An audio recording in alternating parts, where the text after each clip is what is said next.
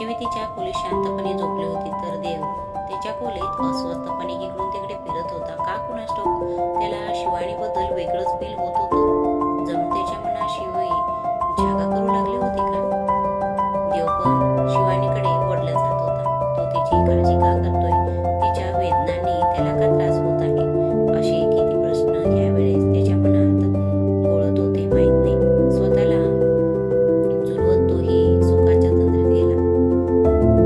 दुसऱ्या दिवशी सकाळी सूर्याची किरणे शिवीच्या चेहऱ्यावर पडल्यावर तिने एक उसासा टाकून डोळे उघडले. जेव्हा तिने स्वतःला पाहिले तेव्हा ती अजूनही तिच्या रात्रीच्या कपड्यातच होती आणि तिने स्वतःच्या डोळ्यावर झापट मारली आणि स्वतःला म्हणाली, अरे शिवी, तू खरंच मूर्ख आहेस.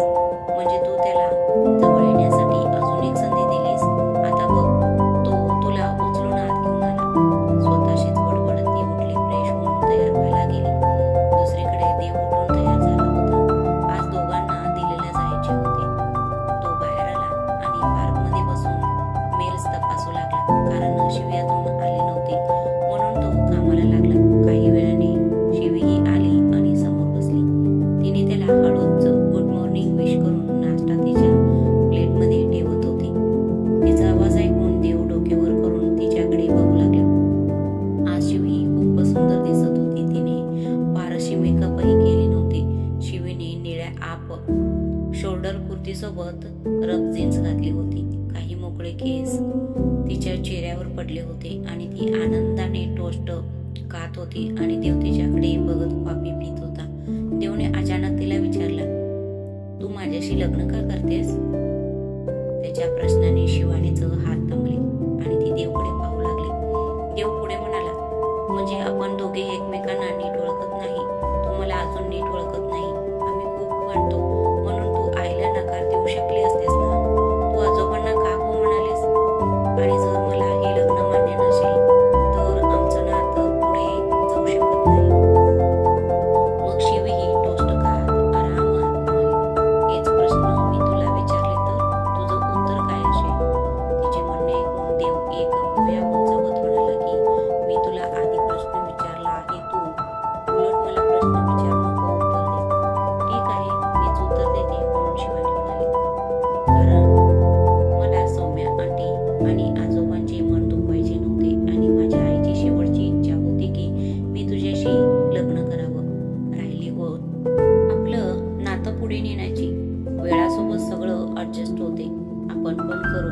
शिवानी अगदी आरामात मनातली गोष्ट बोलली आणि देव पण आरामात ऐकत होता. देव पण शांत स्वरात म्हणाला, शिवानी बघ, आज मला सर्व काही स्पष्ट करायचे आहे जेणेकरून तू ह्या देव अग्निहोत्रीकडून कोणत्याही अपेक्षा ठेवू नकोस.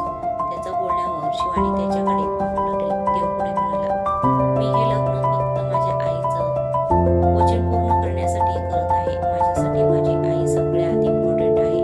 मी तिला दुखवू शकत नाही कारण आजपर्यंत तिने मला एकच विचारले आहे की मी तुझ्याशी लग्न करावं. कारण तिला तुला स्वतःपासून दूर जाऊ द्यायचं नाही. ती तुला तिच्या मुलीसारखं मानते. मी सगळ्यांच्याच आनंदीसाठी हे लग्न करतोय. हे सगळं मी अगोदरच सांगतो तुला. माझ्या आयुष्यात काही जागा नाही. आम्ही लग्न करू पण फक्त टिकाव्यासाठी. माझ्याकडून काही अपेक्षा ठेवू नको. पण हो, आमचं लग्न फक्त 8 महिन्यांसाठीच असेल. पेपर्स तयार आहेत. मी तुला उद्या ते पेपर्स देईन. तू पण ते वाच आणि सही कर. कारण अशा नात्यात अडकून आपण आपले आयुष्य उद्ध्वस्त करू नये असे मला वाटते. होय, आपण चांगले मित्र असू शकतो पण जीवन साथीदार होऊ शकत नाही. ह्या जबरदस्तीच्या नात्यातून आपण एकमेकांना मुक्त करू शकतो आणि ही गोष्ट फक्त तुझ्या आणि माझ्यातच राहील. शिवी शांत बसून त्याचं बोलणं ऐकत होती. देव तिला सहज म्हणाला की तो फक्त दिखाव्यासाठी आणि सगळ्यांचं आनंदासाठी लग्न करतोय आणि तो लग्न फक्त 8 महिनेच ठेवणार आहे. हे सर्व ऐकून शिवीच्या मनात एक उसासा उमटला. कळत नाही तिला हे 8 महिन्याची पेपर्स तयार करणं का आवडलं नाही, तर ती सुद्धा ह्या लग्नाला खुश नव्हती. तीही तिच्या घरच्यांच्या भल्यासाठी लग्न करत होती आणि हे बरोबर आहे. ज्या नात्यात प्रेम किंवा काहीही नसतं त्या नात्यात राहून आयुष्य का खराब करायचं? ही एक न इलाजाची गोष्ट आहे. मग नात्यातून आपण एकमेकांना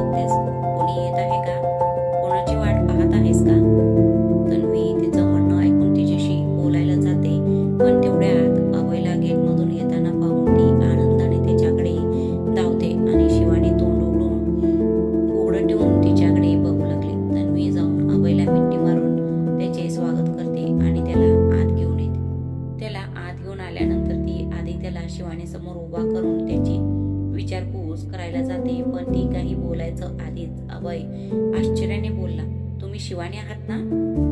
मी चुकीचा तर विचार केला नाही ना? हो, मीच शिवानी आहे. तू अभय आहेस ना? दोघांचं बोलणं ऐकून तन्वी गोंधळून गेली आणि त्या दोघांकडे बघू लागले आणि मग त्यांच्याकडे बघत म्हणाले, अरे हॅलो, काय चालले आहे? कोणी काही सांगेल का मला? हे तन्वी, मी तुला माझ्या एका स्कूल मैत्रिणीबद्दल सांगितलं होतं ना? अभय म्हणाला. तन्वी जरा विचार करत म्हणाले, हो, तेच तुझ्या जवळची मैत्रीण होती ना? हो, हीच आहे ती, अभय म्हणाला. अभय, शिवानी दोघंही हायस्कूलचे फ्रेंड्स आहेत. अभय सुद्धा बनारसचा आहे.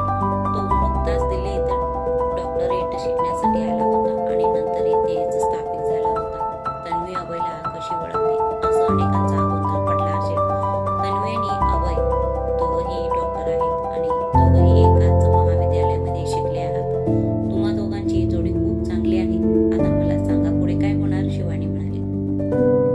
तुझ्या आणि भावाच्या लग्नानंतर आपण आजोबा आणि बाबांशी बोलू, तनू म्हणाली. मग शिवी म्हणाले, आजोबांना माहित आहे ना? हो, आजोबांना माहित आहे. त्यांना फक्त मुलगा चांगला असेल तर बासाही, दुसरं काही प्रॉब्लेम नाही. ग्रेट आहे. अभयला कोणी का नाही म्हणेल? शिवानी म्हणाली. हो तन्वी, मी कॉलेजमध्ये टॉपर होतो. मुली माझ्यासाठी मरायच्या.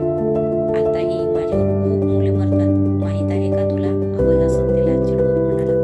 तन्वी त्याच्याकडे बघून म्हणाली, तू असंच होतास तेव्हा पण, आणि मला वेड लावलं होतास.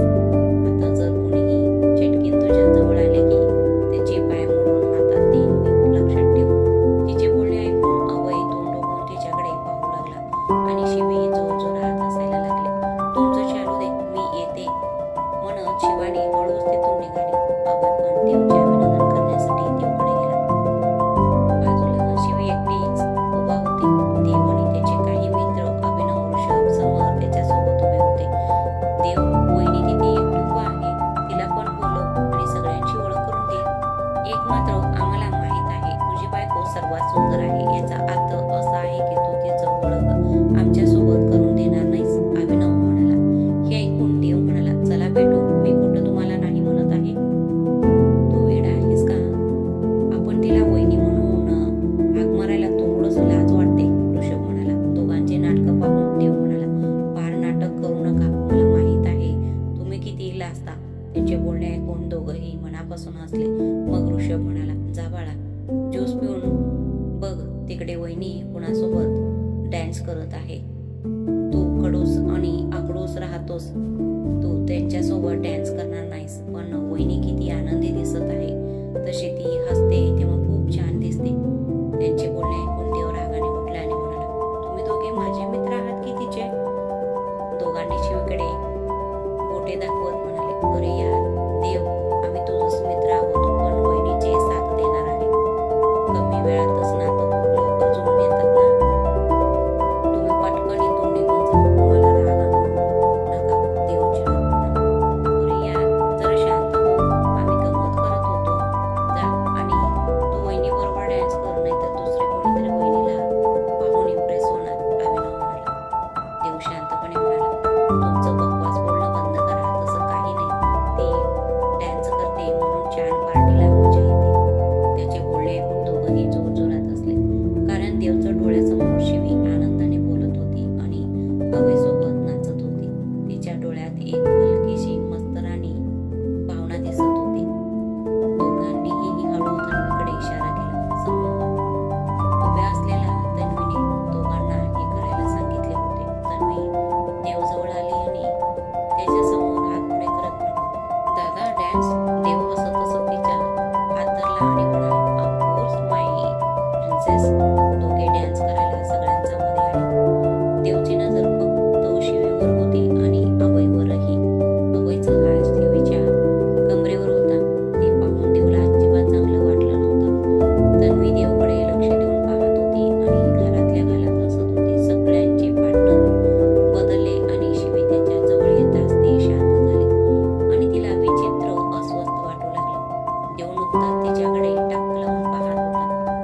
शिवीने त्याला बघितल्यावरती त्याच्यापासून दूर जाऊ लागले, पण देवने तिचा कमरेवर हात ठेवून तिला आपल्याकडे खेचला.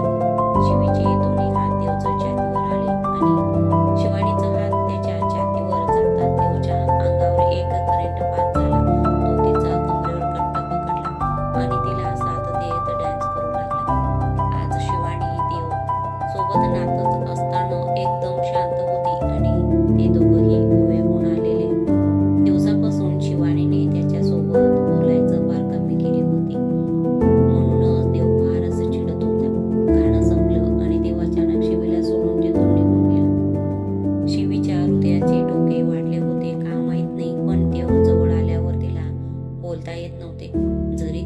सगळ्या जगाशी भांडायची, पण जेव्हा ती त्याच्या जवळ यायची तेव्हा तिच्या जिभेला अचानकच कुलूप लागायचा.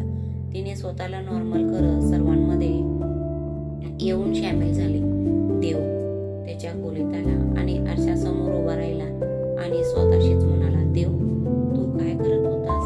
देव तिला दूर ठेवायचे आहे, मग तू स्वतः तिच्या जवळ का जात आहेस? नाही देव, तुझी चूक होत आहे.